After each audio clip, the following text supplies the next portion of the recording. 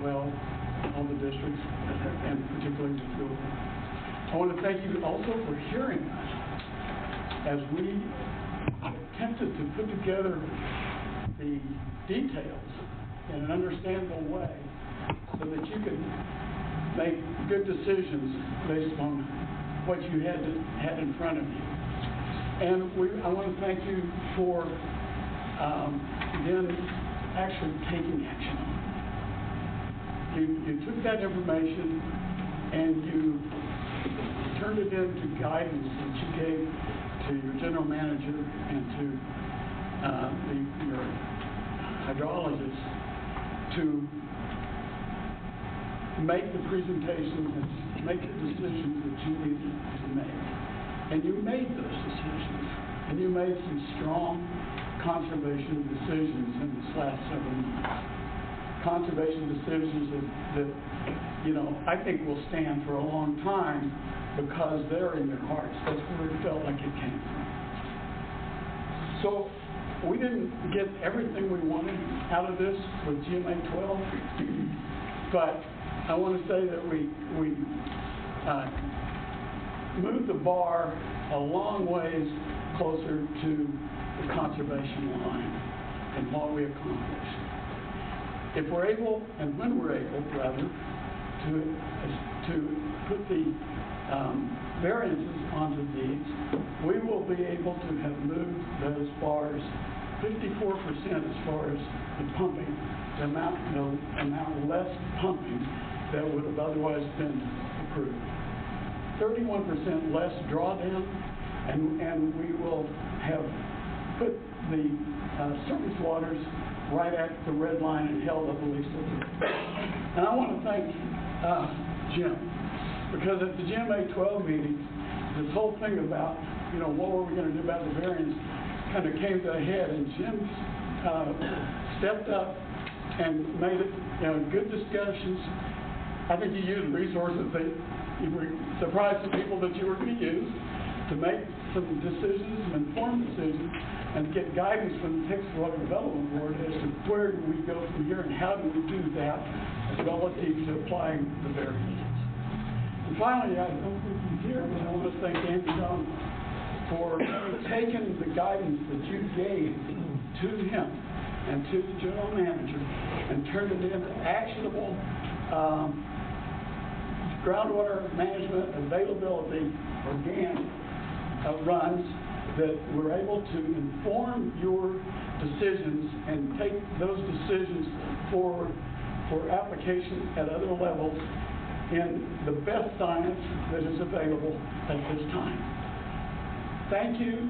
Have a Merry Christmas and have a very Happy New Year, and we'll see you next year.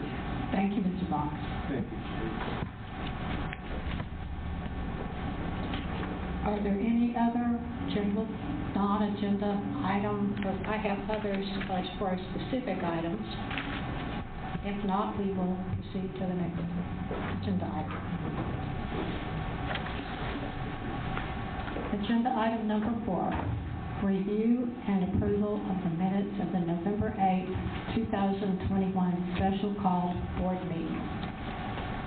Board members, you all had an opportunity to review these. They were in your packet. You received them a week ago. Does anyone have any questions, clarifications, corrections?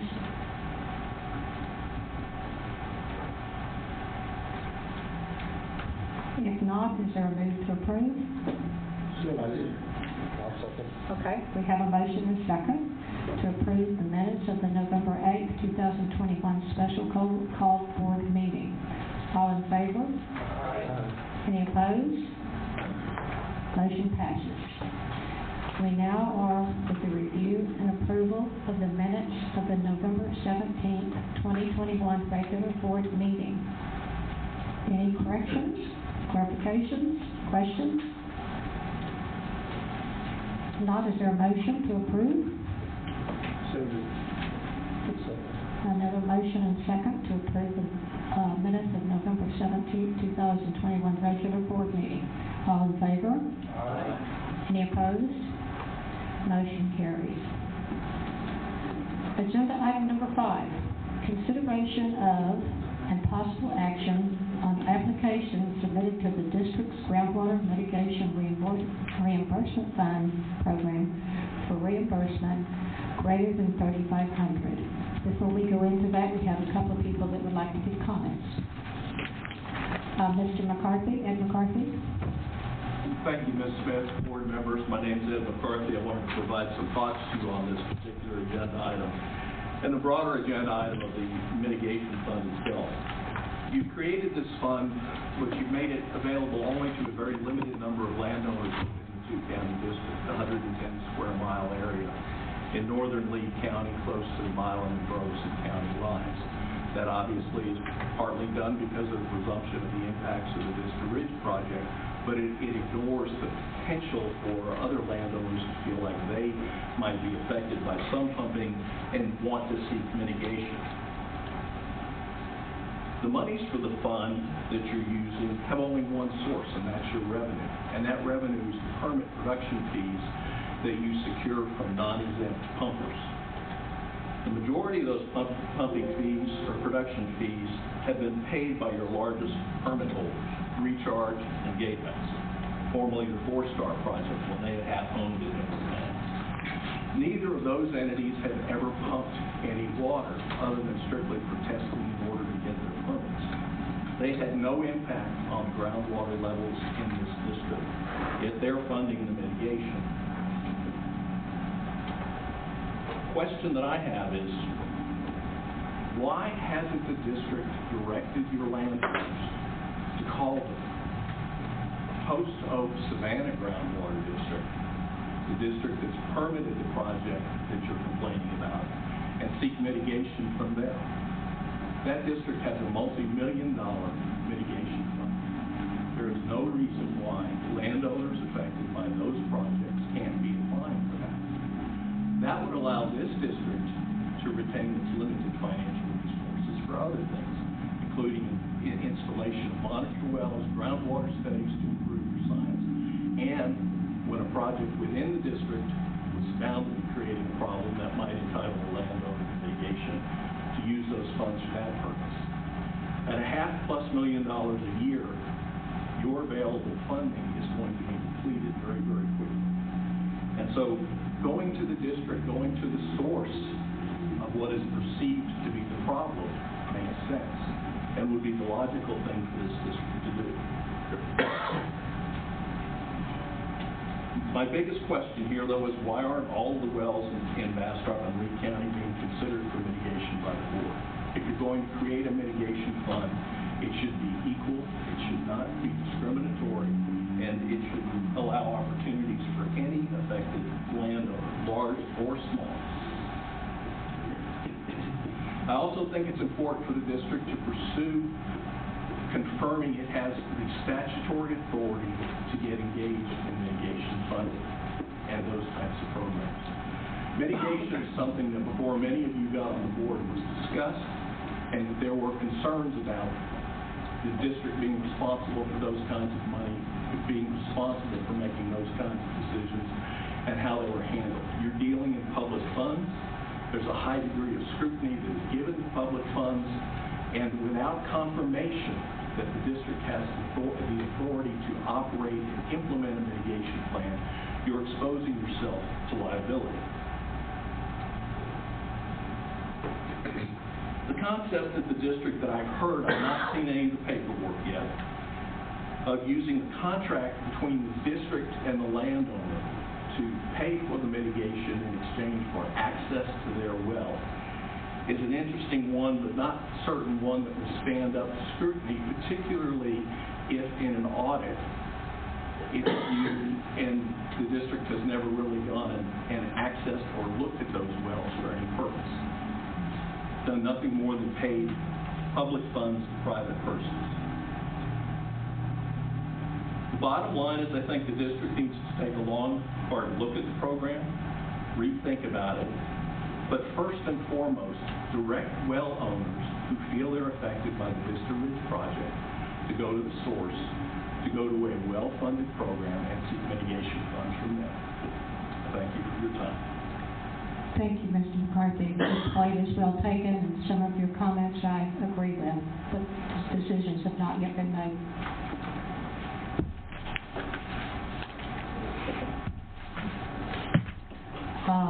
Linda Curtis, agenda item number 5. Yeah, I'm going to stand back here because I don't like to put my back to people. I think I'm about to have a heart attack, and I actually agree with some of what Mr. McCarthy just said.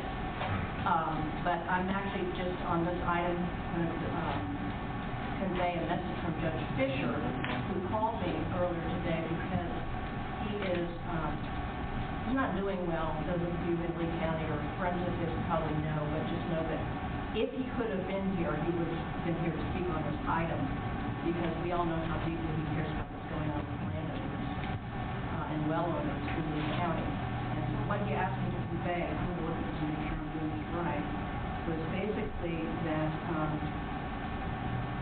he agrees, actually, I think, with Mr. McCarthy on the idea that this district would run out of money. And this he's not going to like, yes, Mr. McCarthy would not like what he said next, which was that the big pumpers here should start putting some money into a mitigation fund. He is, hold on a second.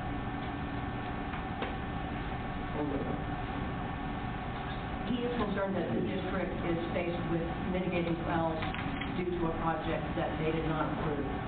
And there is no question that we need a proactive issue to address Vista Ridge, but what about the other projects that are before this district? So I think that fairly conveys what he has to say.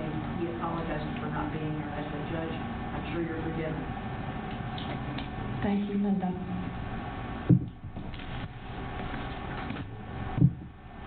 That's all the comments I have for agenda item 5. Are there any others in the audience? If not, Tim, would you like to proceed covering this agenda item? Thank you, Madam President, members of the board. And just to clarify one point that was raised in the comments, the board, as in creating this project, this mitigation program, it is not $500,000 of funding per year. It was $500,000 of funding in total for the project. So we set aside that money, and it's not an anticipated thing that we'll continue to fund this in this area for a protracted period.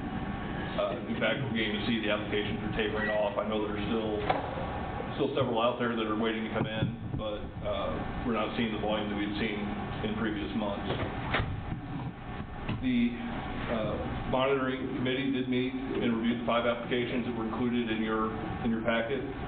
Those applications range between $5,400 and $9,500 in well mitigation.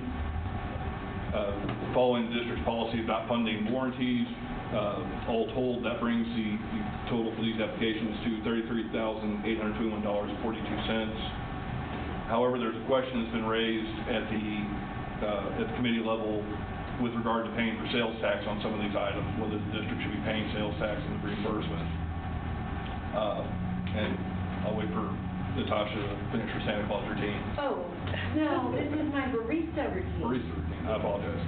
So if the district does not reimburse for the cost of sales tax, that brings the total down for these to $32,417.87. The monitoring committee recommended approval of the 5 applications at the without warranties, so that'd be the $33,821. Although we wanted to get a little more guidance from Natasha with regard to how to handle sales tax going forward. Natasha and I talked about that earlier this week. So as of tonight, we're going to continue to look at whether we can do the sales tax without a sales tax exemption from the comptroller. And so any approval tonight, I recommend that you approve without the sales tax. So, and I believe that is what we discussed. So, based on the recommendations coming from the monitoring committee, that would bring us into the mitigation applications without tax and without sales tax and without coverage warranties, which, as I said previously, is a total of $32,417 for these applications. Jim, as I remember, we had also, the mitigation committee also brought up the topic of pressure tanks. We had been charged with some pressure tanks, which in some previous applications we had paid for the pressure tanks as we had paid for the sales tax. And I think we agreed to bring it to the board to decide what to do about the pressure tanks, which we're assuming were good and didn't need to be replaced as part of the well pump and drop lines and stuff like that. Well, if you recall, part of that discussion was to add to the reimbursement form a space to have the well drillers explain why they needed to replace, why that equipment needed to be replaced. Yeah, we did want to do that, but as I remember, and some of the other folks that were on that committee, correct me if I'm wrong, I thought we were going to bring to the board the items on, I think it was 3 of those applications about the pressure tanks themselves. I thought also replacement of the pump, if they were the same size pump. Yes, yeah, and the forms have been up, we have those updated forms. They'll go live after our meeting tonight. It has space to add those explanations. Andy is still developing the form for the driller to fill in that shows all the equipment that's replaced along with reasoning. But we can at least get the new mitigation forms that we discussed, that you viewed at the committee meeting up online this evening. Well, my issue there, as far as the pressure tanks, I've got 3 wells. I know when they go out and that, I've got to put my own in. A lot of those pressure tanks probably have quite a bit of age on it, and that's the reason they're replacing them. But I don't think that should be our responsibility. Would I be allowed to speak? For public comment, I don't know, but it's Because I want to be effective. for deliberation, I'm sorry. We're not allowed to take comments from the audience except at the very beginning of the agenda item. It's now a board discussion, but thank you for your Because I can explain. Well, and Director Cookie, we did have that discussion with one of the drillers from South Bastrop County, where he brought up that if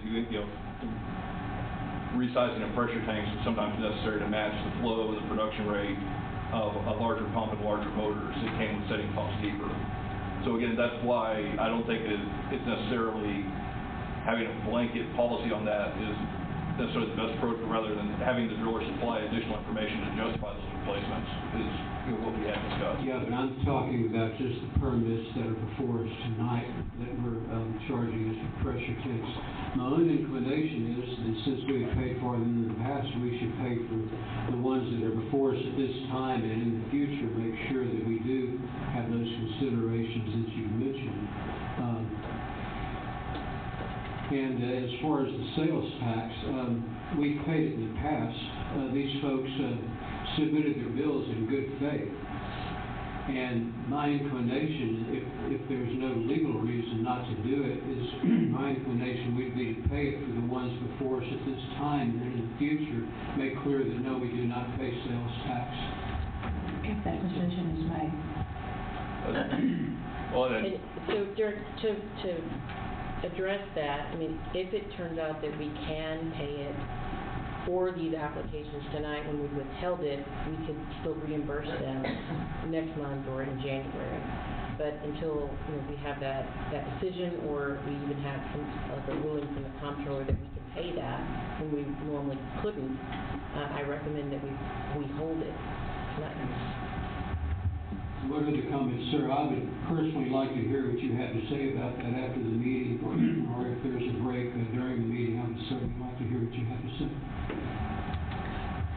So, Mr. Cotton, are you asking for just a blanket approval from the board right now, or you don't want to go through them one by one? I think the board's had a chance to review them. Is that not the case? I would say with the recommendation from the committee, we can break them down if that's the board's desire, but like I said, the monitoring committee, we reviewed all of these. They came forward with a recommendation of approval, and now based on the advice from council, I think we move forward with the less warranty, less tax, total values. If the board is comfortable with that, then we can approve those and move forward. All right, Mr. Board, does anyone like to make a motion? With the understanding that we'll talk to those folks who did pay the tax and with some clarification on that. And if we can legally pay that tax, we should do so, do you think? I mean, would that be part of your proposal? Yes, yeah, once we have a final determination, if it turns out that that is something that's within our scope, we'll reissue a second check for that smaller value. I would so move. All right, there's a motion to approve with the exceptions as mentioned, as a group. Any reimbursements greater than $3,500 as in your board packet. Is there a second? Would you clarify what those exceptions are? Are they the sales Sales tax and tax. the pressure bank, or they? Sales tax and warranties.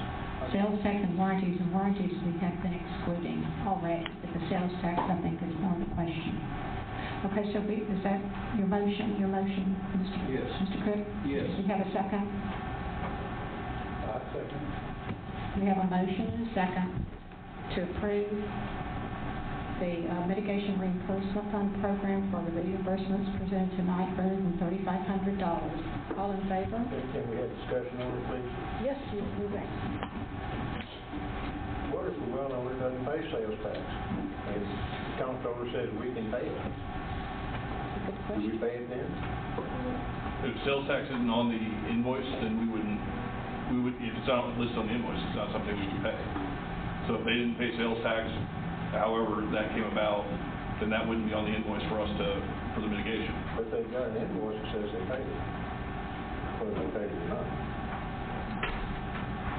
I'm not sure it follows. Yeah, they have to have a tax exempt certificate, in which case they should be charged. That's very true, isn't it? Yeah. And so you bring me a bill, and I say, now wait a minute, take your sales tax off. Right. You raise your eyes a little bit. Or, I'm not gonna take it off, you'll make some money on this deal. Well, I'm serious. Any other discussion, questions, comments?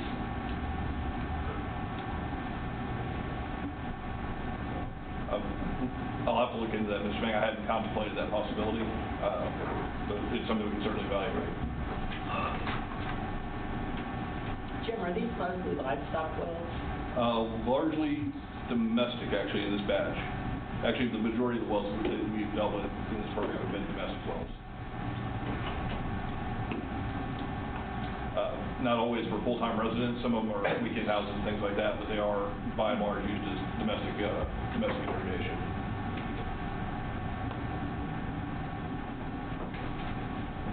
Anyone else? Are we ready to vote? Mr. Cook's motion is that we approve the reimbursement request in our tonight's packet that are greater than $3,500. Understanding that the sales tax may be under reconsideration, and also the sales tax and what else? The warranty. The warranty, yeah, we've already been excluding it. Excluding the sales tax and the warranty. That is our motion. We have a second. All in favor? Aye. Any opposed? No. The ayes have it. Thank you. Before we move on to the next item, Jim, I was looking at the notes of the May 26th meeting in Lexington, and this was about the special management zone. I just wanted to bring it up at this time rather than the management zone. My notes are that you said that about 3/4 of the well damage within this management zone would occur within about 5 years. Does that still seem accurate to you? So you're talking about the 100 odd acres or 100 odd square miles that we're currently covering? The wells within the special management zone we're considering from 2171, that segment up to the northwest of that. Yes, that still seems reasonable. The last estimate that I heard from Bastrop, they were expecting the majority of the drawdowns to start tapering off within 2 years. So we should be coming up on that. So the majority of impacted wells should have been impacted. We should have seen the majority of it by now. But that's only as good as the best computer model, so. And, Mr. Cook, that's not really on our agenda. You could address that for possible future agenda items on number 16, because we still have a long agenda this evening. President Smith, I apologize. Would it be possible for me to clarify a point that Mr. Cotton spoke about with respect to my public Just comment? now? What he said had just... Yes, ma'am. It's really not, it's not on the agenda right now. Mr. Cook's comments weren't really on the agenda either, even though Mr. Totten addressed it. When we get to item number, I can do it during item. item number 15, yes. Okay, thank you. Sure, I'll add that to yours. Thank you. Agenda item number 7, consideration of and possible action regarding adoption of the 2022 budget. Item 6. Pardon? We're on item 6, ma'am. Excuse me, I'm trying to get ahead. Rushing too fast. Item number 6, consideration of and possible action on district surety bonds for any directors and/or district officer or employee. Thank you, Madam President, members of the board. We discussed this briefly last month. This is partially in response to the results from the state auditor. I've talked with districts that are approximately our size or approximately our budget to see what kind of bonding that they maintain.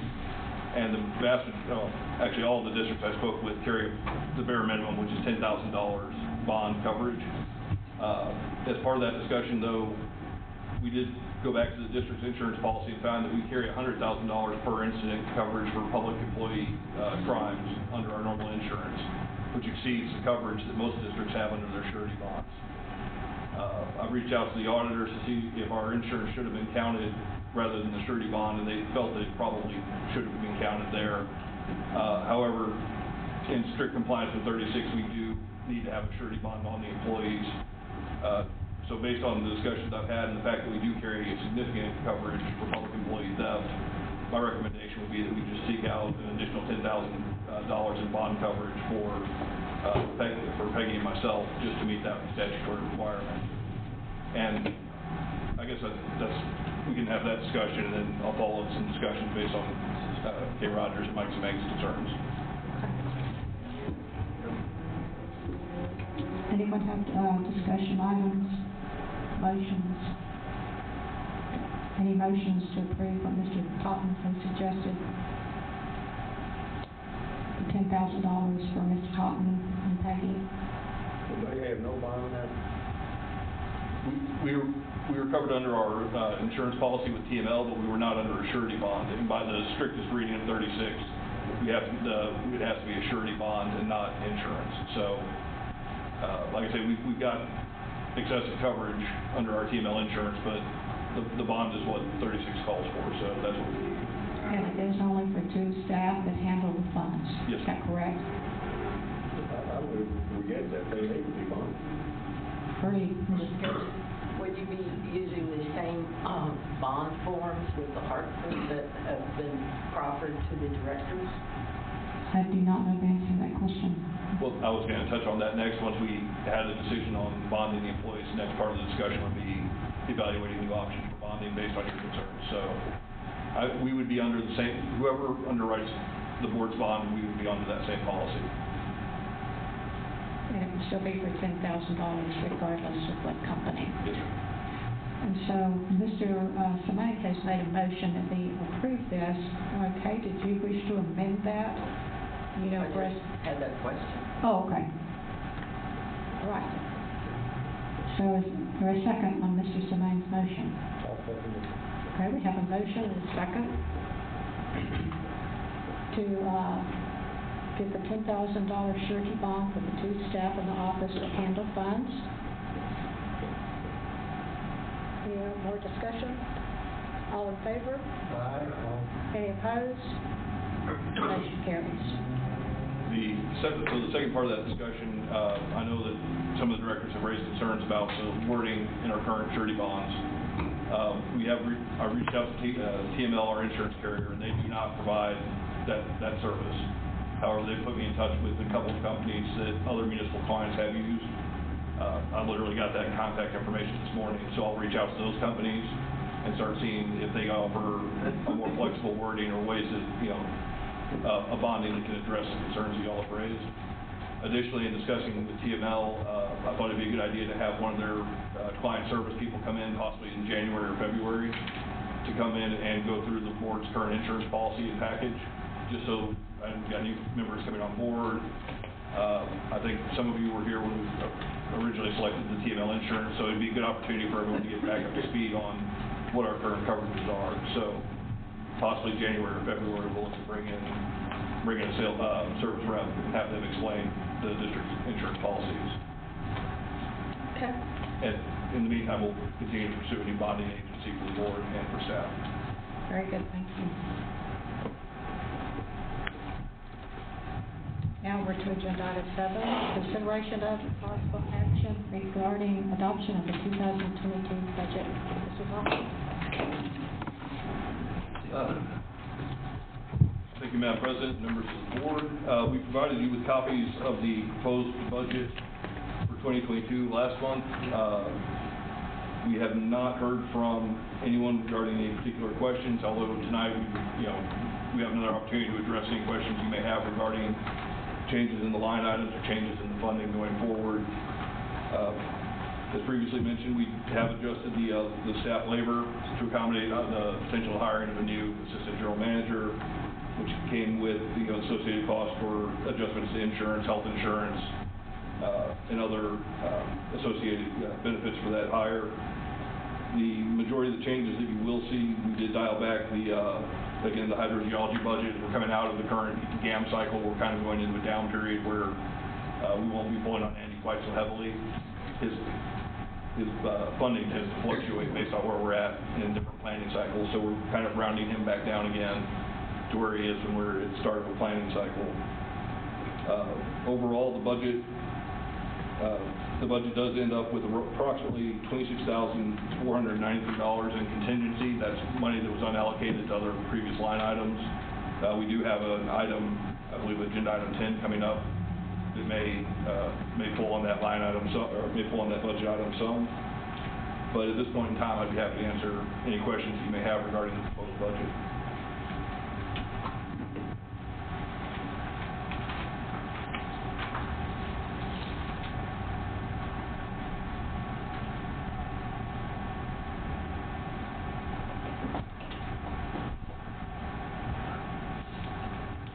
I did want to mention that under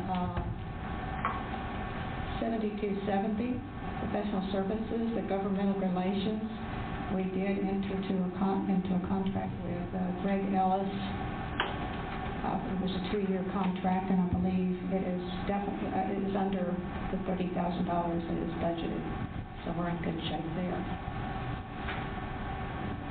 And what do we anticipate with our architectural services, Jim? 7272 for $70,000.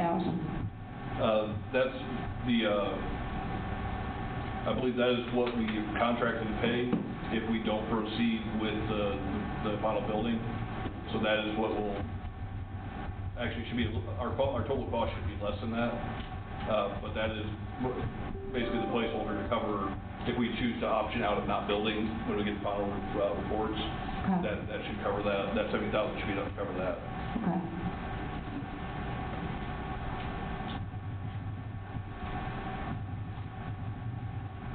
Board have any other questions?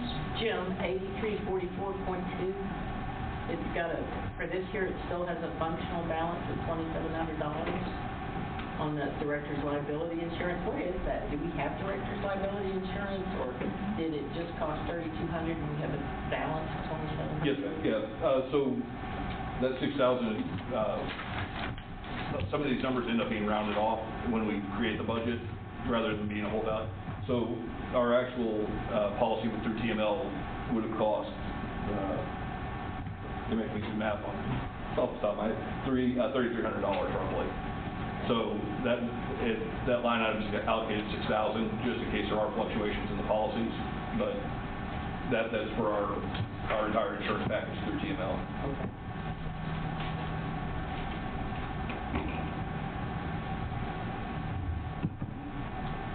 Other questions from the board?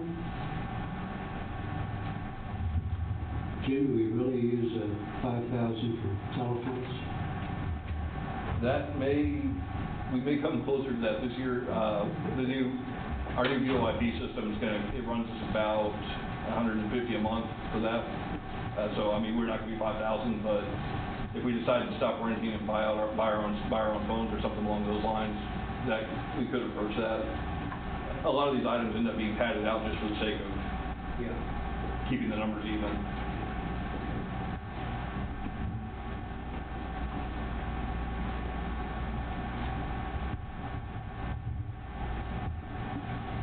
Is the board ready to make a motion to approve? Or any other questions? I make a motion we approve the proposed budget. Is there a second? Second. Okay, we have a motion and a second to approve the adoption of the 2022 budget. For discussion, do we need to do anything with item 10 before we pass this budget? I don't know. We can always take it up at a later date if anything passes. We don't know right now if it will pass, anything will change or not. Right now, item number 10, there's $25,000 in the current year budget. If there is an increase to the reimbursement of directors for the meeting attendance, it is possible that we would have to go up, but that would depend on what fee is increased to. And that can be dealt with through a budget amendment at the start of the calendar year to just go ahead and make that change. Thank you for asking. So we have a motion and a second. Any more discussion? Are we ready to vote? All right, all in favor? Aye. Any opposed? The motion carries.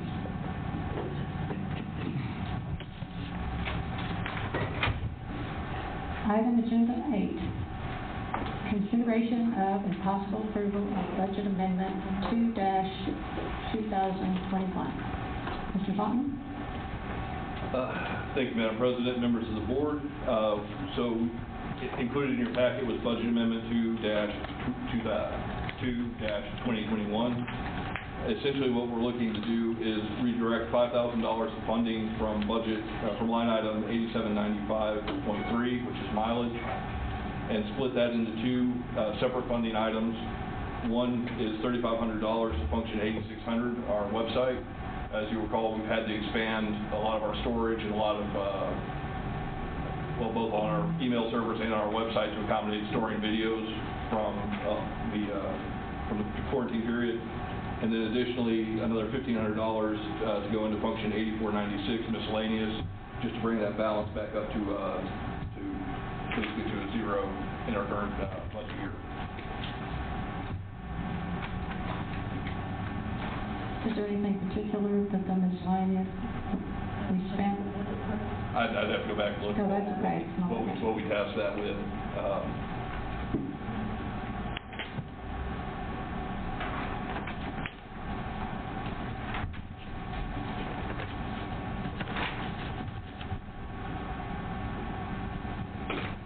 Does the board wish to entertain a motion?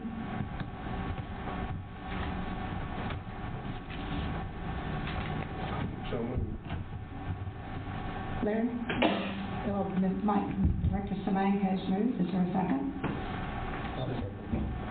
Okay. We have a motion and a second to approve budget amendment 2-2021. Is there any more discussion? If not, all in favor? Aye. Any opposed? Motion carries. Agenda item 9, consideration of the financial report for the period of November 1st, 2021 through November 30th, 2020. Mr. Dalton. Thank you, Madam President, members of the board. The financial report for the period ending November 30th, 2021. Operating fund balance for the district stood at $535,899.74. The tax pool fund balance stood at $3,557,972.68, giving us a grand total of $4,537,972.68. $93,872.42. User fees collected to date are tracking where we expect to be. We had expected approximately $1.3 million in funding. We collected $1,167,167.16. Some of that, we are going to be off on some of that revenue, obviously, with the changes in permits that happened this year. So we will come in under our expectation, but I think we'll still be fairly close to it. All of our expense items are tracking where we'd expect to be for this time of year. We're still doing fairly well in a lot of our bigger ticket items, our legal and hydrogeology fees. We pulled them down fairly significantly, but still within bounds. The budget amendment you just approved, will allow us to correct the two items where we did overshoot on the budget, miscellaneous, and the website costs. As I said, everything else is tracking where we expect to be, and we still have a decent amount of money left over for the year. And like I say, we'll be under for our expected revenue, but I don't think it'll be enough to materially impact our bottom line for the year.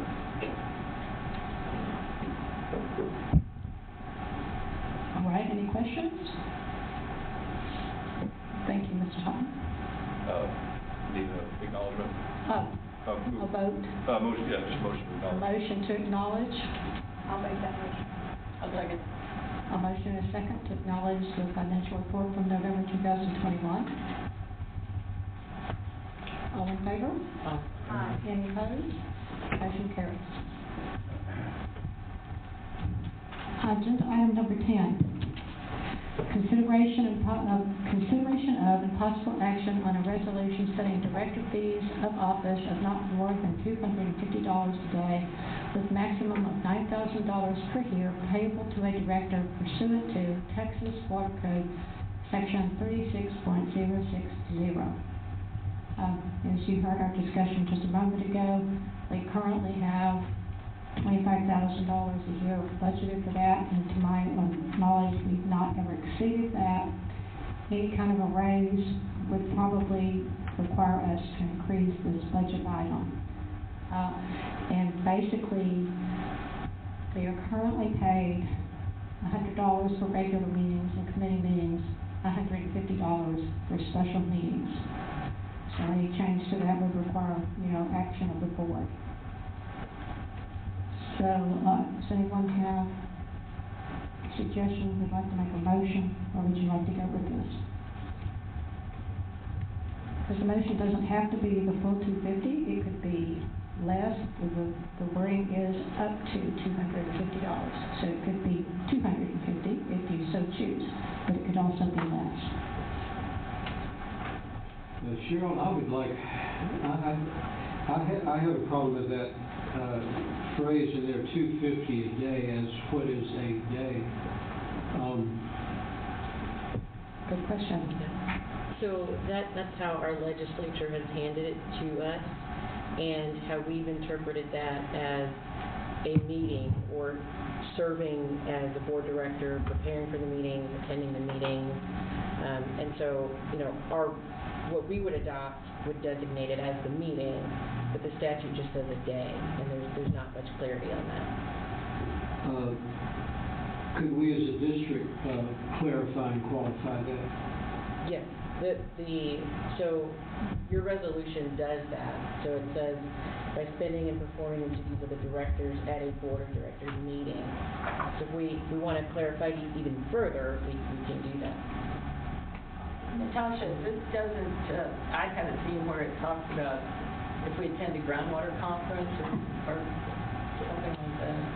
So I think that's where we get into what are your duties of the director. Do the duties of the director include education? And I would stray away from that. I mean, you are obligated to stay educated and informed, but I would not include the conference. No. Well, that was one of my things, one of my questions, if we attend, say, a CLE meeting, if that'd be a day. I've attended, as a director, two GMA 12 meetings, which I charge the district for. I'll be interested to see what happens to that mileage, and for mileage on that. That's why I would like to put this aside and get some clarification on that. My personal thought is to leave board meetings at $100, probably committee meetings 100 to 150, pretty much what we have now. But I like the idea that we are essentially volunteers for this, and we're not really getting paid for it. And I think that adds something to the board. We've talked to Post Oak Savannah, and they get nothing for any of their meetings. Brazos Valley is in the same boat, and they were kind of surprised when we met with some of the Post Oak directors that we were getting paid to come to that meeting. And I would like to see us develop a policy on that, and put some conditions and restrictions and qualifications on it. Well, I'll add, Director Cook, that you're eligible for it, and you can seek it, but you don't have to. Yes, I understand that. Is it a rule, is it included in our rules, or is it just a policy right now? So this is statutory. Right, okay, it is So rule. you don't, well, it's state law. Right, but if we were to do a policy like he's suggesting, would that require a new rule and a public hearing? So the statute requires that if there's an increase in the fees, so if you go from 0 to start seeking fees, or 100 to what we're saying maybe here, 250, you have to adopt a resolution to do an increase. So you don't have to go through a rulemaking. If you wanted to, you could, but that comes with notice and comment. Right, okay, thank you. So Cheryl, do you think of it, would you be willing to take that up as part of the rules reconsiderations that we're going to be getting into in the next few months? Or would you like to see a motion on that tonight? Or I think we were trying to, if this is considered tonight, we were looking at it as a policy change, not a rule change, because up to $250 is already allowed per the statute. So anything under that, we can approve without a change in a rule. So it's just a resolution or a policy change. Well, again, I consider it more complicated than that, and I personally would like to put a limitation and not just leave it at 250 maximum. Well, it's up to, what's the pleasure of the board? Other comments? I have a problem with Mr. Cook's volunteerism Post Oak Savannah has. We can see what type of people they get and what situation they're in for being volunteers. You got to pay money if you want to get somebody that knows what they're doing. Oh, I'm sorry.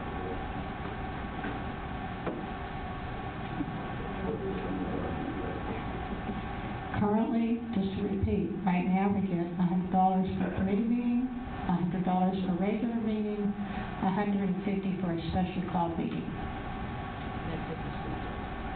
Does anyone wish to make a motion to change this?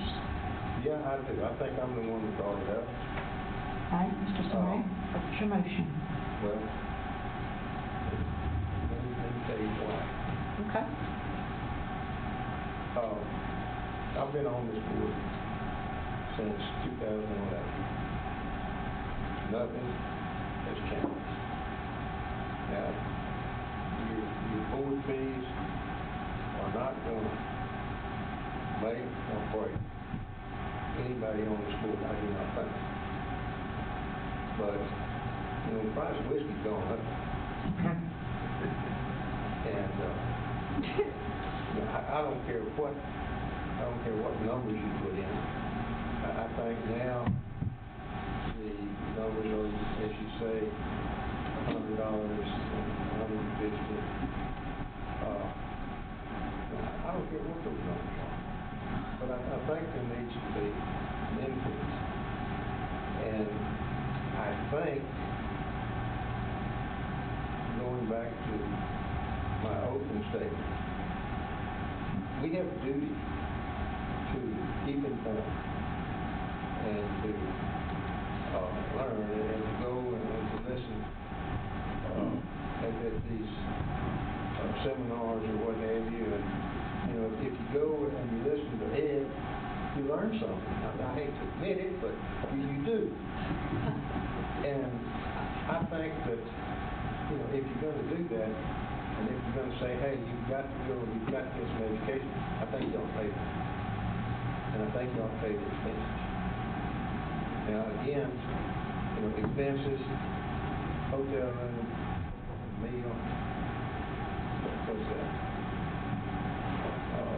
It's just, I've never served on a board that we haven't got some type of compensation and expenses for things that the organization required us to do.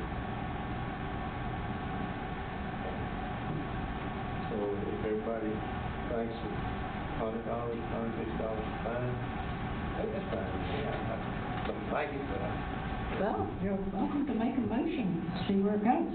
well, I just, you know, I'd like to know what some of the other people think. Other board members, would you like to comment? Well, when I find myself in Giddings, Texas at 11:15 at night and have to drive home and, you know, another hour and, you know, I'm thinking, I'm not making money off of this, but there's an effort required to educate yourself before the meeting and come and be prepared and stay awake and listen to everything. And I just don't, I'm sort of like Mike, it's not about the money. I mean, it's somewhat of a thankless job, but for some reason we're all here holding on to the electrical wire. And I just, if he, you know, I'm sort of want to support my board member who thinks we need to grease the squeaking wheel. That's just how I feel. What number should we look at possibly? What do you think? I'll tell you, I was on the way. What's an offer? I'm going to get this on tape. I was counsel for a board one time, and they raised the fee, and this has been 40 years ago, from $100 to $125. And one of the directors said, we can't do that. Well, they did it anyway. He said, look, don't tell anybody how much we're paying, because I'm not worth that much, and the people that voted for me know I'm not.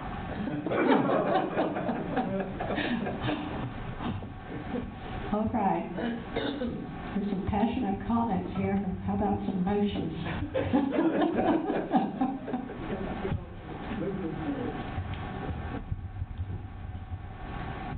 I move that we keep matters as they presently are.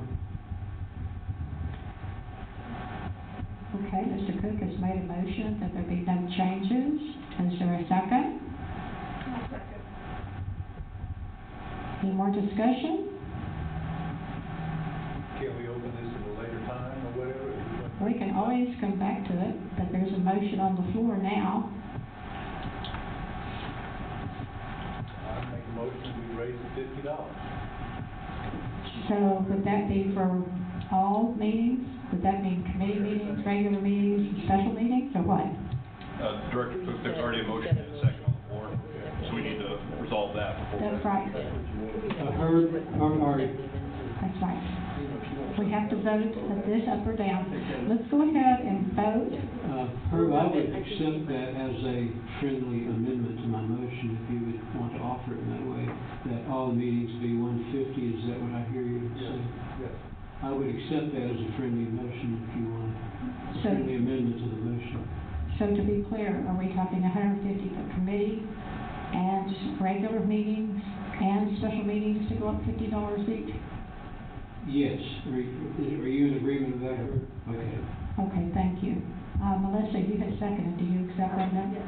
Okay, so we have a motion and a second to raise each one of our meeting categories, committee, regular meeting, and special meeting, $50 each. Pardon? Did you have? I think, yeah, I wanted to clarify whether it was raise each by 50 or make each 150, because I've heard both phrases used in that discussion. $50 each committee meeting, each regular meeting, each special meeting will go up $50. So it's 150. What I heard was each one of them would be $150. Is that Okay, what you said, Herb? So all three would be $150. That's what I thought I heard Okay. as well, but I Is heard that both your motion versions. then? Is that what you intended, Mr. Craig also? Yes, ma'am. Okay, so 150 for all three meetings. I have a question on that. Yes, go ahead. What about the seminar? Seminars, I don't know what our policy is for that. Are we being reimbursed, or are we paying our expenses? I believe you are being reimbursed. Is that Your 100? lodging and expenses attending seminars. But in addition to that, are we getting a daily rate in addition to the, I have not looked at the daily rate for the Yes, ma'am. seminars, but you have been? do you know, 100 or 150? It's been 150. Okay. So do we want to keep all of these at 150, or is there? Yes. Okay. Do you accept that amendment, Melissa? Mr. Cook, is that your understanding? Yes, ma'am. Okay. So we have a motion and a second for all meetings that we attend, and seminars included, to be $150. Are we ready to vote? Do we have any more questions? All in favor? Any opposed? Motion carries. Thank you. Can we get an effective date for that? January 1. January 1. Do we need to vote on that? I mean, we've already approved the budget for this year, so that, I don't think that will require budget amendments, so. Unless it's a very active year, we should be okay under the current 25,000. I don't think we're gonna have that many more meetings, is my hope. I mean, next year. We'll see.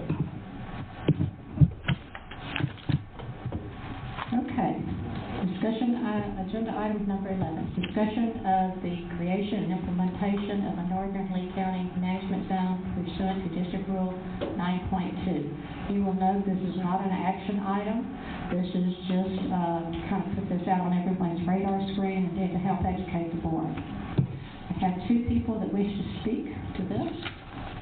Mr. McCarthy? Thank you, President Smith. Let me first address Mr. Todd's comment about my comment about the annual budgeting.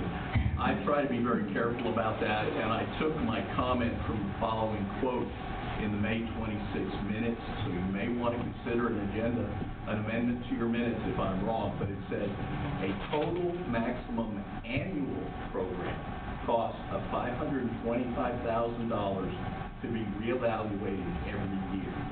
That was the basis of my comment. That very well may need an amendment. Thank you. With respect to agenda item 11, I wanted to discuss the concept of creation of a management plan, and consistent with the comments I gave you on agenda 5 and the fact that this is a post-oak Savannah Groundwater District permitted created problem, I wanted to direct your attention to section 36.116 subsection D of the Water Code, which I believe to be the statute that you would rely upon for the creation of a management zone. And it provides that for the better management of groundwater resources located in the district, or if the district determines that conditions in or use of an aquifer differ substantially from one geographic area of the district to another, the district may adopt different rules for each aquifer, subdivision of an aquifer, or geologic strata located in whole or in part within the boundaries of the district, or each geographic area overlying an aquifer or subdivision of an aquifer located in whole or in part within the boundaries of the district.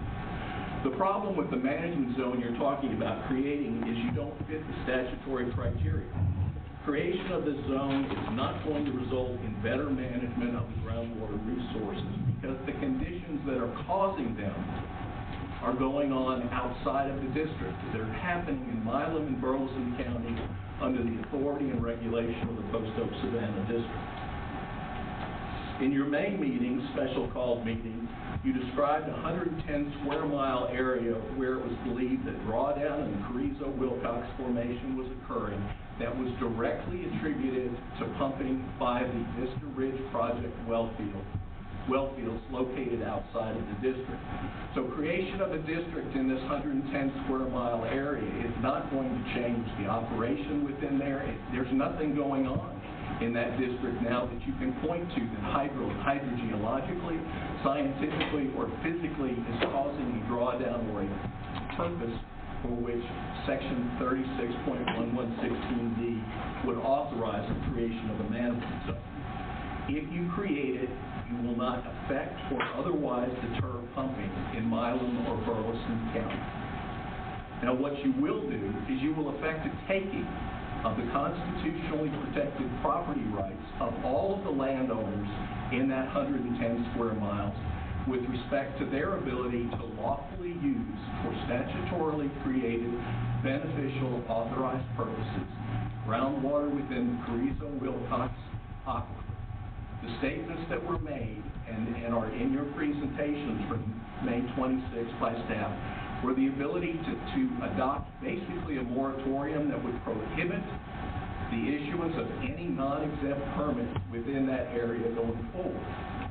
Now, your comments tonight in this board meeting highlighting what Post Oak Savannah's general manager explained would be a falling off or a succession of the significant drawdown that's occurring from Vista Ridge in the next 2 years also raises a red flag for your consideration. If the problem is really going to just exist for the next 2 years, why would you create a management zone? Why would you prohibit landowners from beneficially using their private property? You're almost out of time, Mr. McCarthy. 3 minutes. That's okay. Yes, ma'am. Go ahead and summarize. So my point is, and I realize this is a discussion item and why I wanted to bring these things to your attention, the issue here is Post Oak Savannah and what's going on. And so before you constrict or restrict landowner rights, I would give serious consideration to whether or not it's appropriate in this case. And I thank you for your time. Basically. I appreciate your comments. And as I mentioned, this is just for discussion purposes, looking at what other districts have done. And I'm sure our legal counsel will be providing us with advice if we go forward. Because right now, there's no motion to go forward. Do you have any comments? I do agree that there are considerations that this would become a moratorium, but it would have to be narrowed to specific boundary area, would have to be hydrologically demonstrated that there is an impact to a specific formation. And where I would disagree that this is a wholesale taking is that 36 doesn't give the landowner a right to specific, like water at a specific depth or specific amount. And so I think that we need to take a further look at whether or not this is characterized as a taking, because I don't think you could wholesale say it is. But I think that provision in 36.116D, we do have to take a look at that closely, and I think there is an opportunity to discuss with Post Oak, possibly how to mitigate these issues. Thank you. Basically, I was just going to go review. I have checked with several other districts that have formed groundwater management zones. I've also visited with Robert Nace of the Meadows Foundation. None of them have advised me whether it's appropriate for us to go forward. They're basically just advising me what they did, and they're all very different from us. But basically, the information I have found is, number one, first step is educate ourselves and get proper legal advice, which we will do. If the board decides to go forward, that would take action, an action item. We would have a technical committee to do research, to set up geographical areas, identify aquifers, perform technical analysis, interpret models, etc. We would have a stakeholder committee, board members, potentially affected community members, local elected officials, and others to evaluate and provide guidance with an outside facilitator to oversee the meetings. Stakeholder and technical committees would work together to make recommendations on rules to the board, and the rules would be written up for GMCs. Very quickly, the board packet, I handed out examples of what 3 districts have done. And I found a 4th one, which you don't have. I'm just going to go over really quickly the highlights. We're not going to go through all these pages. Middle Pecos, which is Fort Stockton, they have intensive, widespread seasonal use of groundwater. What they do is after the agricultural irrigation season is over, they measure the maximum recovery that's measured between November and February. If the recovery of the groundwater does not match the DFC, or if there's a substantial decrease in water quality, there could be proportional reductions made. The next one is Hill Country Underground Water Conservation District. This area is a high historic use area.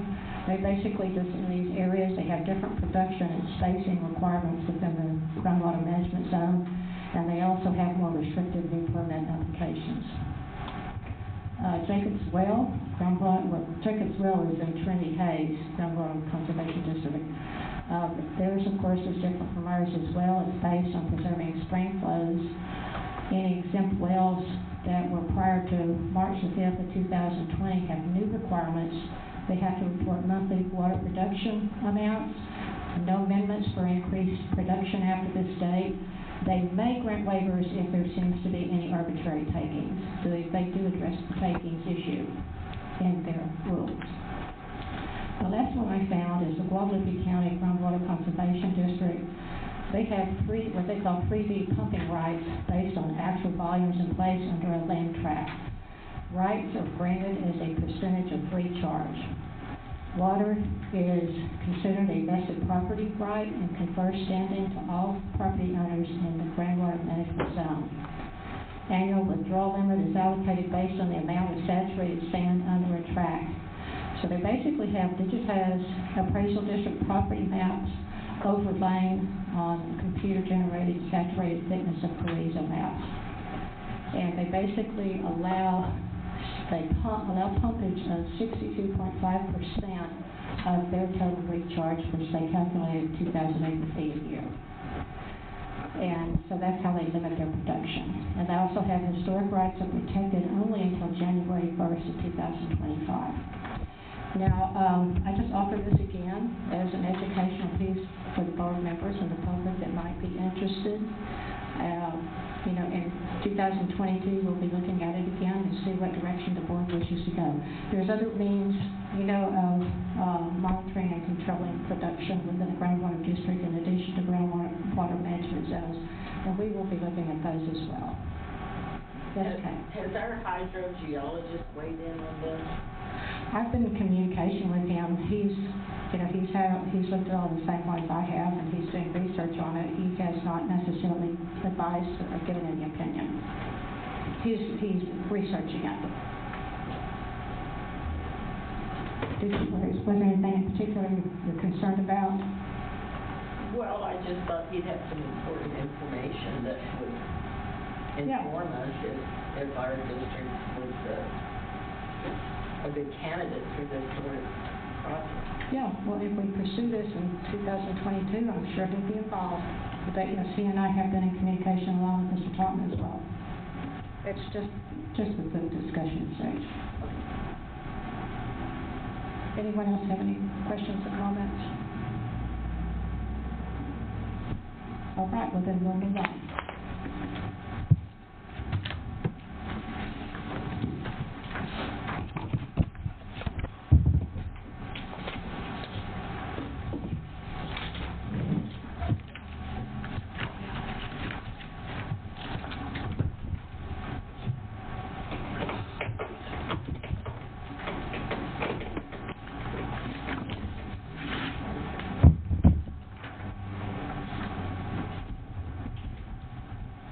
Item number 12, consideration of and possible action regarding the request of Recharge Water LP to renew transport permits authorized under district well numbers 5855512, 5855513, 5855514, 5855216, 5855217, 5855323, 5857809, 5855218, 5847602, 5847303, 5847304, 5848212, 5848121, 5848-122 from the Simsboro Aquifer located in Bastrop and Lee counties pursuant to Rule 6.6C.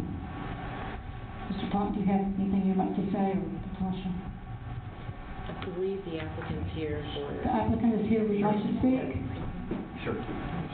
Please. Just gonna grab a seat. I'm barely here because I forgot about the 6 to 7. Oh, that's okay.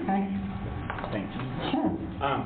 My name's Shan Rutherford, and I'm from the firm of Terrell Aldrich, and we're counsel for Recharge. Thanks, Jim. A little less than a year ago, this district issued renewal of our transport permit. We were here, and it took several meetings, and we were seeking to just simply extend the transport permits in order to match the operating permit duration, which is required under 36.122 of the Water Code. But it became, real clear through that experience that this district prefers the renewal route. So in October, we applied to renew our operating permits and our transport permits. I believe sometime last week, the operating permits were declared administratively complete, and then the operating permit renewals were issued by the district today officially. We got our renewal permits, and so those expire on January 1st, 2027. So we're here now to under the district's rules, it's a little strange that the operating permit happens without, as an administrative action, but also under the rules, the transport permit renewal is subject to approval by the board, but without a hearing under their section 15.4. So I'm mostly here just to answer questions, but I'd be happy to go as long or as short as you'd like, but basically someone cut me off and asked me questions if you have any, but the way your rule is written is under 6.6.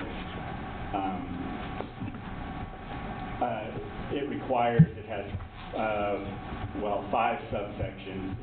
Subsection A requires that the application be made before the permit expires. So we met that. By, and it doesn't have the 60. It's interesting because it doesn't have the 60-day advance that the operating permit renewal application requires. It just says before it expires, and obviously we met that. Subsection B requires that the renewal be processed in accordance with Rule 15.4, and that's more of the district's business and not Recharge's business. But at its essence, what Rule 15.4 requires is that the board consider the application without the need for a public hearing. There are 2 subsection C's in the district's rules. The first subsection C has 5 issues that the board is required to consider when deciding whether to grant or deny or alter a transport permit. The first issue is whether the operating permit remains in effect. Yes, it does. It was just reissued.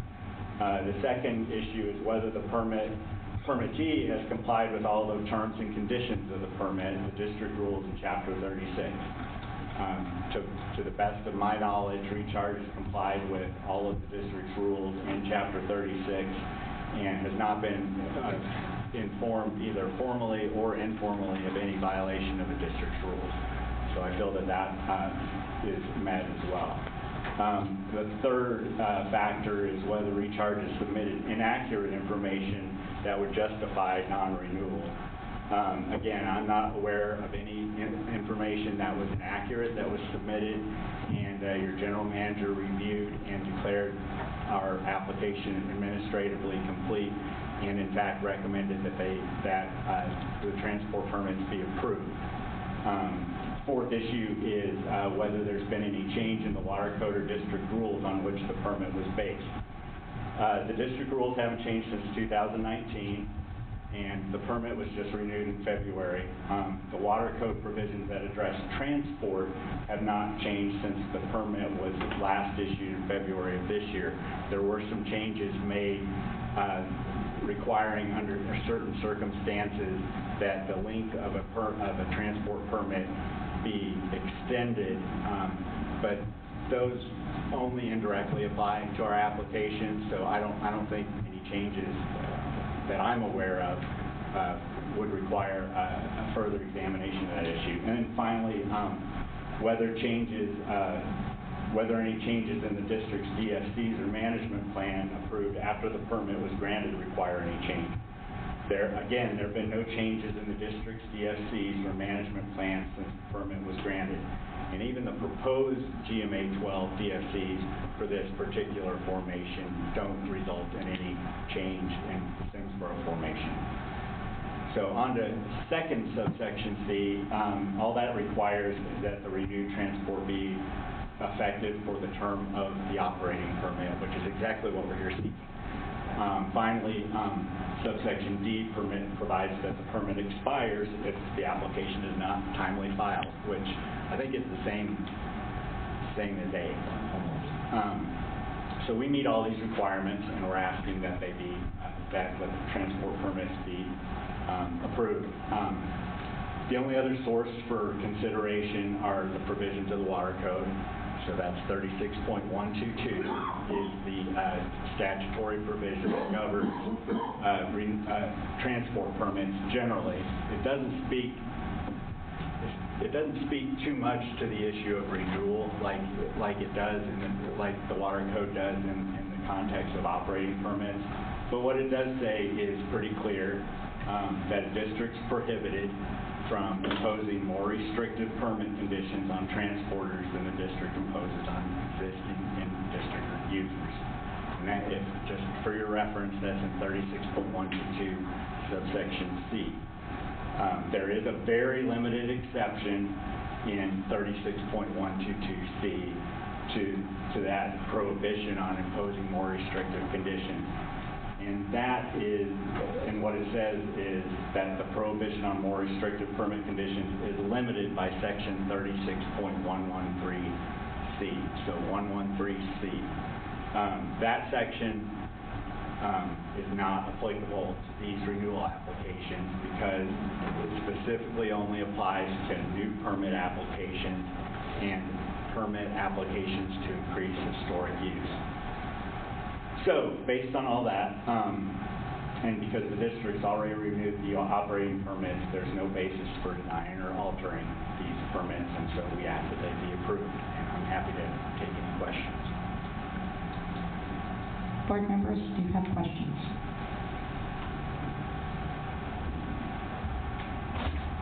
Mr. Totten, you have recommended approval of the transport permits, is that correct? That's correct. Yes, ma'am. Would anyone care to make a motion?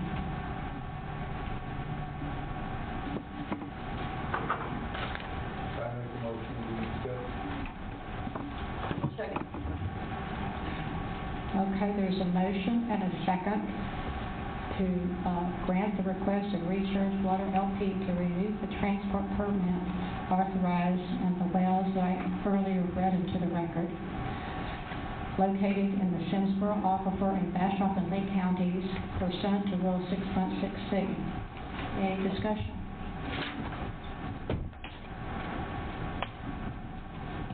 All in favor? Aye. Any opposed? I abstain. Abstain? Any opposed? Motion carries.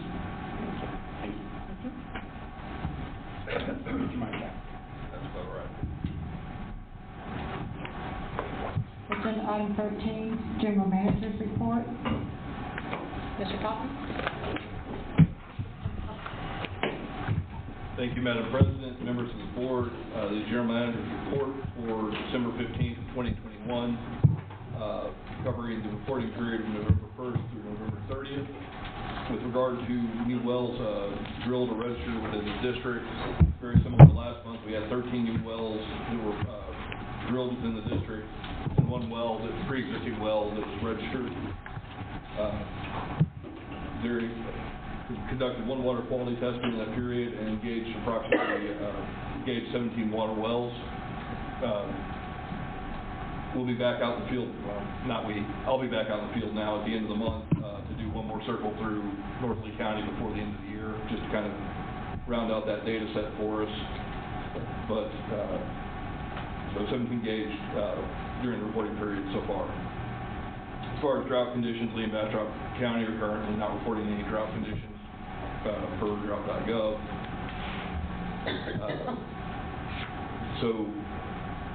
I guess my first item on the actual GM report is to talk about what's going on at GMA 12.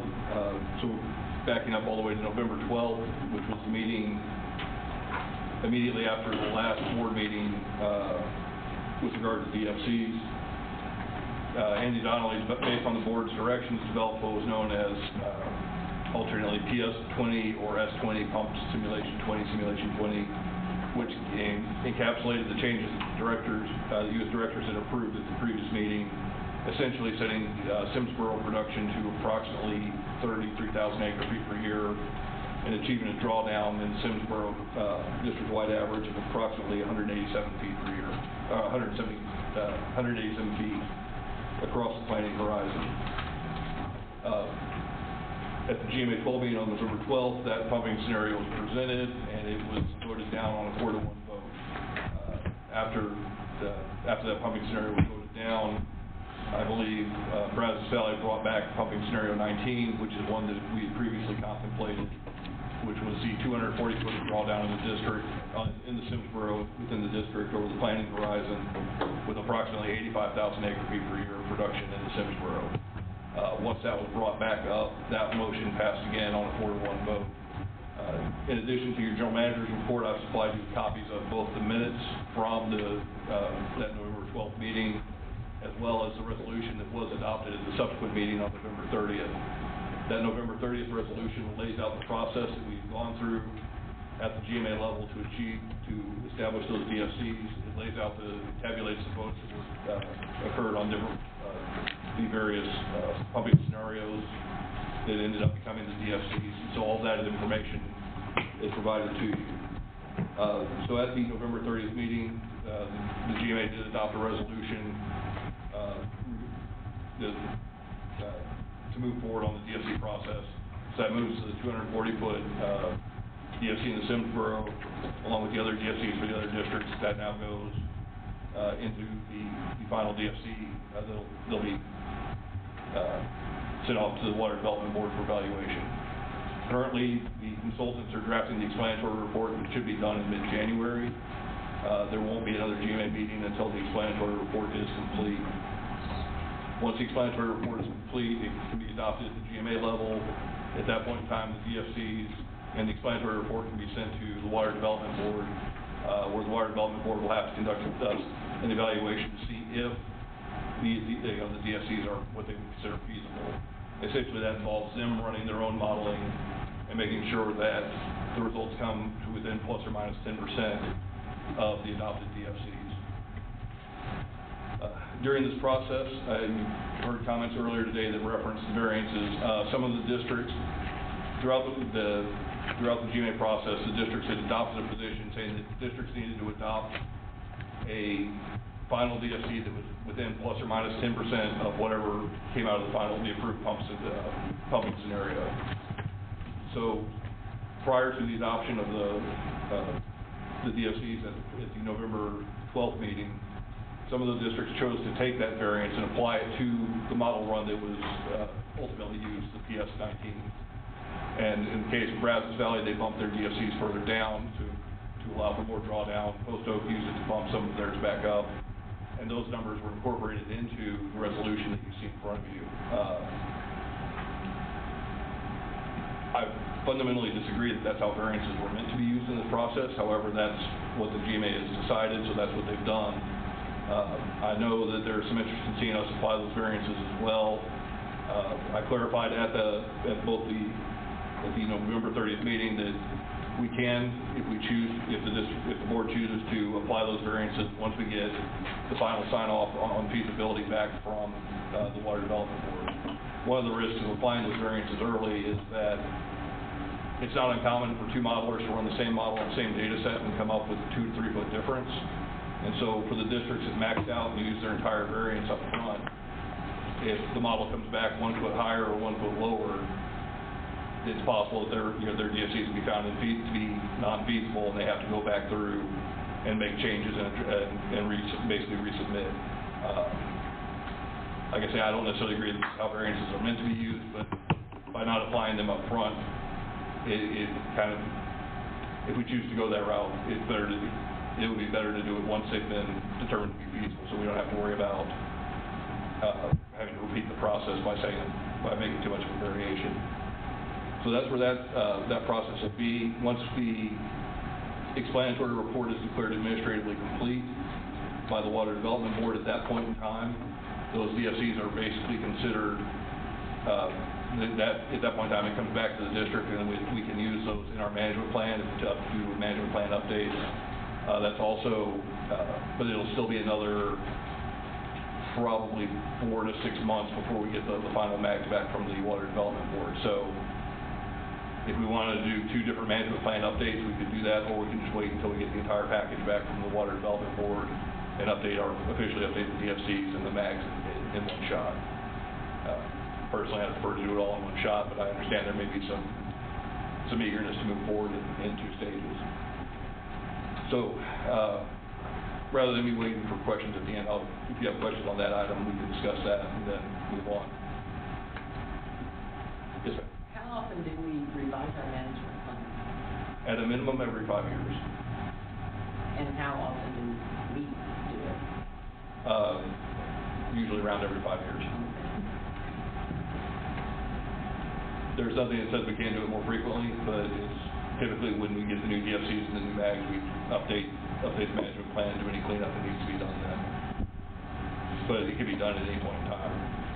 I believe it's a hearing process, so it's not just a simple board action, and that's part of the infrequency. Thank you, Jim. It was very helpful at the GMA 12 meeting when you clarified the process. It was very helpful to many of us in the audience. I sometimes forget that there are people watching virtually, so Yeah. it's nice to be reminded that it's not just a small room. Right. So the second item we've already touched on, and that is that Recharge did file timely requests to renew their operating permits for their 14 wells in Lee and Bastrop counties. Please ignore the XX. I put that in and forgot to go back and change it to say 14 per chapter, so they don't have 20 Roman wells. So per chapter 36 district rules, those were administratively approved. Item 3, the final report by the state auditor has been publicly released. It's on their website. It's been distributed to you as board members via email. District staff are working to develop a compliance calendar that will address the shortcomings that the auditors noted. Additionally, I've talked to a couple of other general managers who have a compliance tracking worksheet that they supply to their board every month as part of their packet. So I'll be adopting that, modifying it to fit the district's needs, and you'll see both of those coming up in January. Additionally, the January meeting will be addressing updating policies and procedures that the auditors have pointed out we need to refresh those. So we'll have a fairly full January meeting to bring board members on. Although, given that we do have new board members coming and we'll likely be reworking our committee structure, it may be better to wait and do some of those changes in February. So that way we can run them through the relevant committees and get sign-off from the new members. I imagine that's how we'll happen. Okay, so we may push some of those policy updates to February. But like I say, so you'll begin seeing more paperwork coming from me on a monthly basis to help document the district compliance going forward. With regard, we do have the same pending permits that were brought previous month. The city of Bastrop is still pending, likely to be declared administratively complete shortly after the first of the year, which will put us on a 90-day clock for that hearing. Aqua WFC's request for an additional well with no increase in production will likely be ready for the January board meeting. and the transfer of the permits from Alcoa to their new owner, SLR Properties 1 LP, will also likely be ready for January. They dumped a 30-pound binder of documents on us, so we're going to have to go through that kind of slowly, but... I'm about 5 pounds in. Oh, okay, well, you got Christmas reading. So initially we thought we might have had that ready for December until I saw the binder and realized that'll be January at the earliest. So that's pending business that we do have. And then with regard to upcoming meetings, as I said, GMA 12 will meet in late January or early February once the draft explanatory report is completed. That'll be, as usual, Post Oaks offices in Milano and online.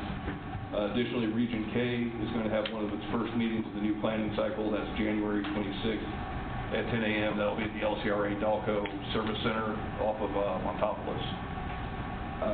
I have not seen an agenda for that yet, but being this early in the cycle, I don't imagine there's going to be much to it. But as soon as we get the agendas, we'll get those posted on the district website. And with that, you have to address any questions. I have a question. Yes, sir. This weekend, when I was up in north end of the county, and former Alcoa land, I believe they're building drill sites up there. I'm not sure. I believe you mentioned that before the meeting. Anyway, can you contact Gary and find out possibly what may be going on? They intend to start drilling in the not too distant future, or what the plan? I can see what that, yes, sir, I can see what that timeline is.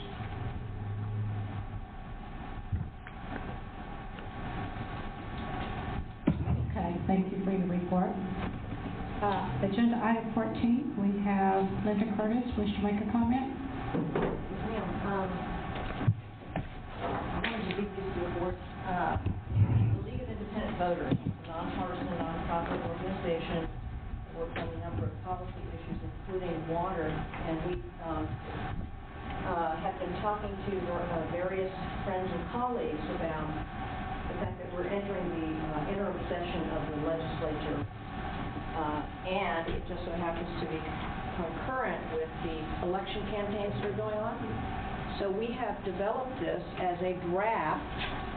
We're looking for comments from you water experts, if you would be willing to do so in an appropriate way, fashion. I'm not sure where that is, maybe at the next meeting, because I thought Greg Ellis was going to be here. His contract starts next month.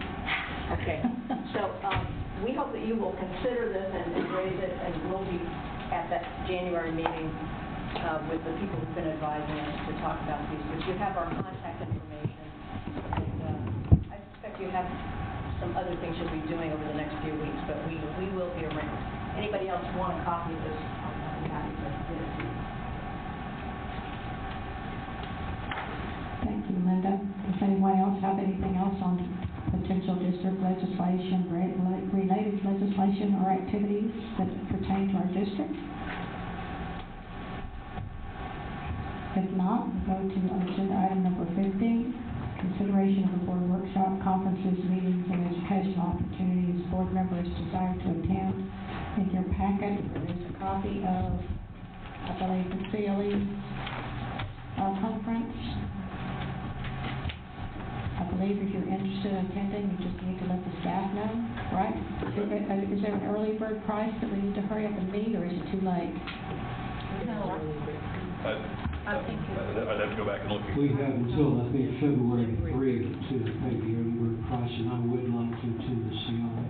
Okay. And I encourage other board members to go too, and the food is really good. It's good. Great conversation. Okay.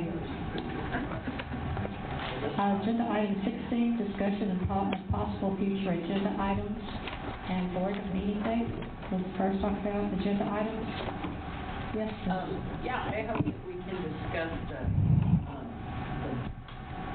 format that, especially if new members coming on, they're going to be asked to sign it, and, we really need to get this bottom.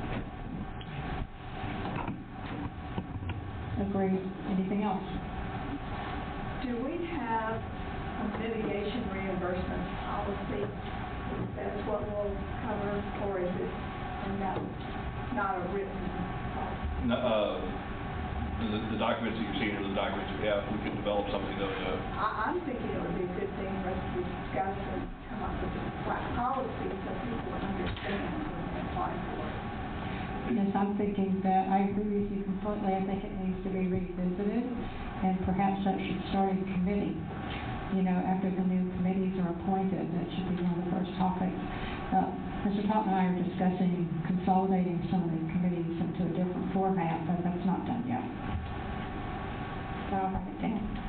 Could we also possibly discuss, what was brought up earlier in comments about, what our duty might be to look towards post-up Savannah cause for our district's well damage and see what we might be able to do to let our citizens tap into their mitigation fund?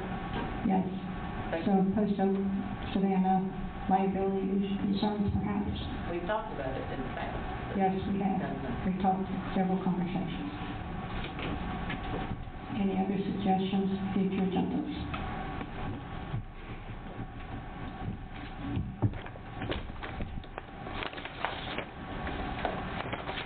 If that is all, then we now stand adjourned as of 7:44 p.m. Thank you very much.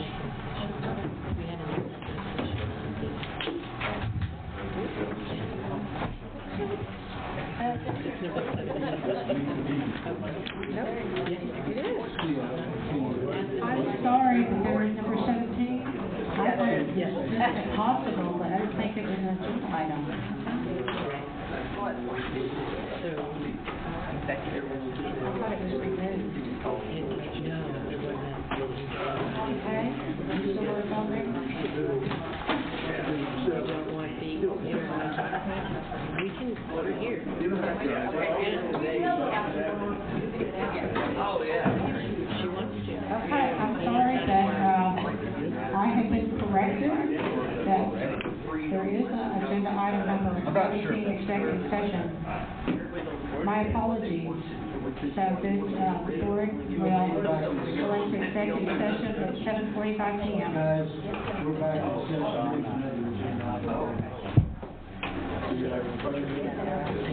It's on the next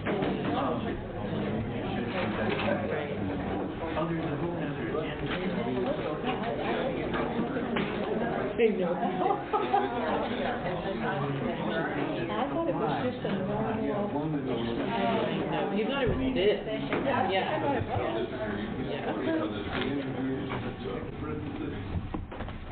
We are returning out of executive session at 8:05 p.m.